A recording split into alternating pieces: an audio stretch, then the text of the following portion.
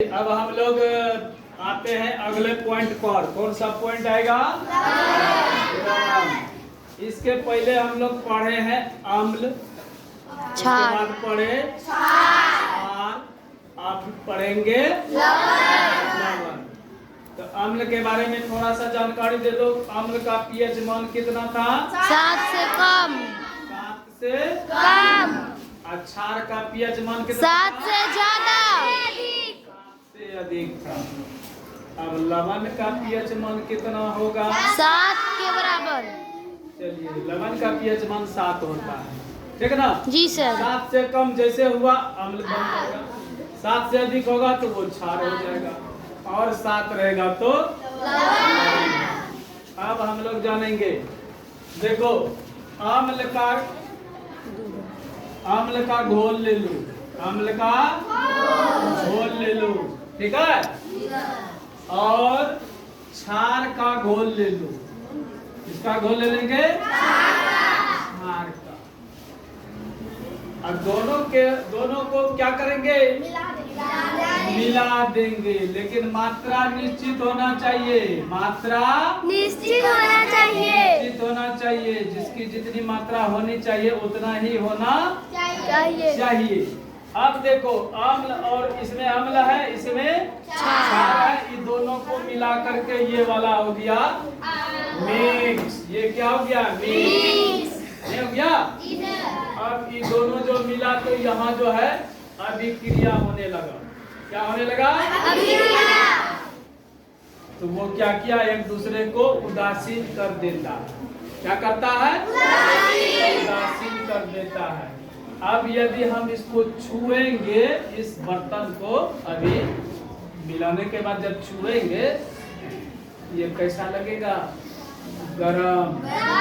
कैसा महसूस होगा? इसका मतलब है कि इस उदासीनीकरण अभिक्रिया, जब अम्ल और क्षार को मिलाते हैं, उसमें उष्मा भी उत्सर्जित होता है, उष्मा मुक्त होती है। इसका मतलब इसमें उष्मा भी मुक्त हो रहा है, इसीलिए ये गर्म है, ये बर्तन गर्म है। तो जानना हमको कि अम्ल और क्षार में जब अभिक्रिया कराते हैं तो इसके दोनों के बीच जो अभिक्रिया हुआ, उस अभिक्रिया को हम क्या कहते हैं? उदासीनीकरण अभिक्रिया। एक दूसरे को उदासीन कर दिया, एक दूसरे को उदासीन कर दिया, तो उस अभिक्रिया को क्या कहेंगे? उदासीनीकरण। उसको क्या कहेंगे? उदासीनीकरण अभिक्रिया कहते हैं, ठीक है? जी सर। और इस अभिक्रिया के द्वारा जो नया पदार्थ बनेगा उसी को कहते हैं लवण।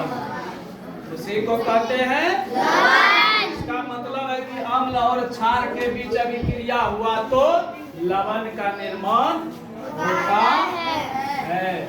और एक दूसरे को ये उदासीन कर दिया, इसलिए इस अभिक्रिया को उदासीनीकरण अभिक्रिया भी कहते हैं, है ना? अक्सर जब खेत की मिट्टी अम्लीय हो जाता है, उसमें क्या डालते हैं? क्षारीय पदार्थ डाला जाता है, जैसे चूना वगैरह डाला जाता है, तब उस मिट्टी का अम्लीयता खत्म हो जाता है, यानी उदासीन कर दिया, नहीं कर दिया। इसलिए अम्ल और क्षार के बीच जब अभिक्रिया होगा, एक दूसरे को उदासीन करेगा तो उसको उदासीनीकरण अभिक्रिया कहेंगे। और इस अभिक्रिया के द्वारा किसका निर्माण होगा? लवण का निर्माण होगा। और इसका पीएच मान कितना होगा? 7 होगा।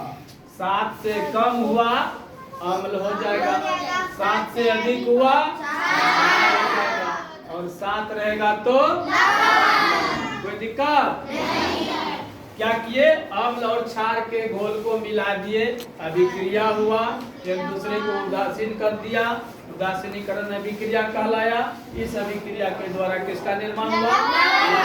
अगर तुमसे कोई पूछे लवण का निर्माण किसके द्वारा होता है, तो अम्ल और क्षार के बीच अभिक्रिया कराते हैं तो लवण का निर्माण होता है। ठीक है?